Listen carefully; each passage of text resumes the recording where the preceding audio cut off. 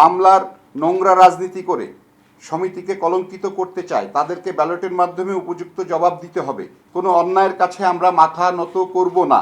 আমাদের ঐতিহ্যবাহী বাংলাদেশ চলচ্চিত্র প্রযোজক পরিবেশক সমিতির নির্বাচনকে কেন্দ্র করে যে নোংরা খেলা শুরু হয়েছে তা আজ আপনাদের সামনে উন্মোচন করা আমি আমার নৈতিক দায়িত্ব বলে মনে করি। আপনারা সবাই জানেন আমাদের প্রতিদ্বন্দ্বী প্যানেলের সভাপতি পদপ্রার্থী জনাব আশরাফ উদ্দিন আহমেদ উজ্জ্বল এবং ওনার সহযোগীরা বিভিন্ন সামাজিক মাধ্যমে এবং মুখে দাবি করছেন যে তারা কোনো মামলা মোকদ্দমা বা আইনি জটিলতা তৈরি করেননি, কিন্তু মুখে তারা যতই মিথ্যাচার করুক না কেন সত্য কখনো ধামাচাপা দেওয়া যায় না। দলিল কখনো মিথ্যে কথা বলে না। আইনি নোটিশের সত্যতা আজ আমি অত্যন্ত সুনির্দিষ্ট প্রমাণসহ আপনাদের সামনে হাজির হয়েছি। আমার হাতে এই মুহূর্তে যে আইনি নোটিশটি রয়েছে তা স্পষ্ট প্রমাণ করে যে জনাব আশরাফ উদ্দিন আহমেদ উজ্জ্বল সাহেব নিজেই এফবিসিসিআই ট্রাইব্যুনালে একটি মামলা দায়ের করেছেন। কপি সংযুক্ত, এখানে কপি আছে, দেওয়া আছে, আমার কপি সার্ট করা হবে। এফবিসিসিআই আরবিট্রেশন ট্রাইব্যুনালের নোটিশে এখানে স্পষ্ট অক্ষরে মামলার নম্বর উল্লেখ রয়েছে। FBCCI arbitration tribunal 2026/36।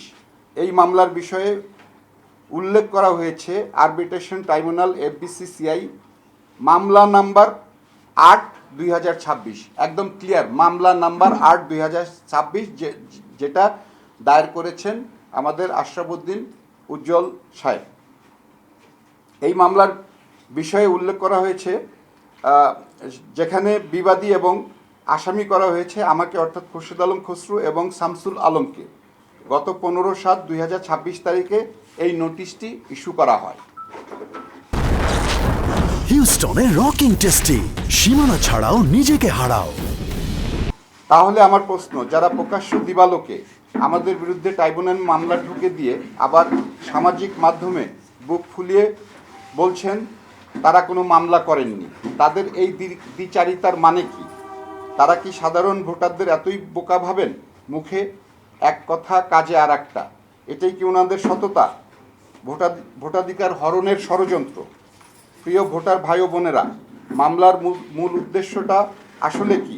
মূল উদ্দেশ্য অত্যন্ত পরিষ্কার। উজ্জ্বল সাহেব এবং লিপু সাহেব সহ ওনাদের সহযোগীরা ভালো করেই জানেন যে সাধারণ ভোটারদের ভালোবাসা আমাদের সাথে আছে। তারা যদি ভোটের মাঠে সরাসরি লড়াই করেন তবে ভোটারদের রায়ে ওনাদের পরাজয় নিশ্চিত।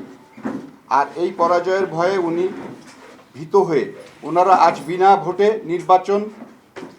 নির্বাচিত হওয়ার এক নীল নকশা তৈরি করেছেন।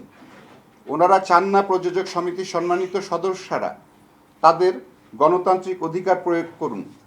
ওনারা আপনাদের পবিত্র ভোটাধিকার কেড়ে নিয়ে পর্দার আড়াল থেকে বিনা ভোটে ক্ষমতার চেয়ারে বসতে চান।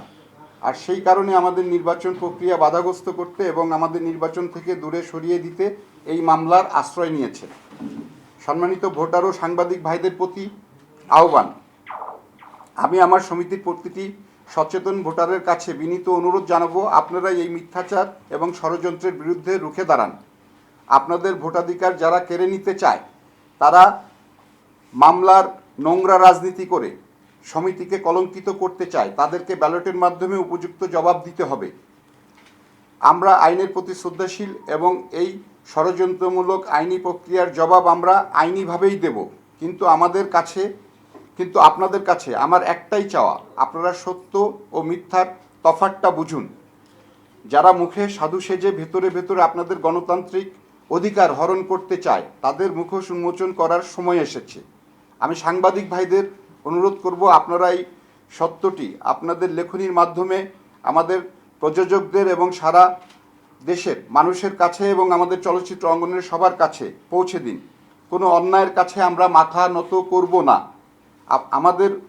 আপনাদের অধিকার রক্ষার লড়াইয়ে শেষ পর্যন্ত আমরা মাঠে থাকব।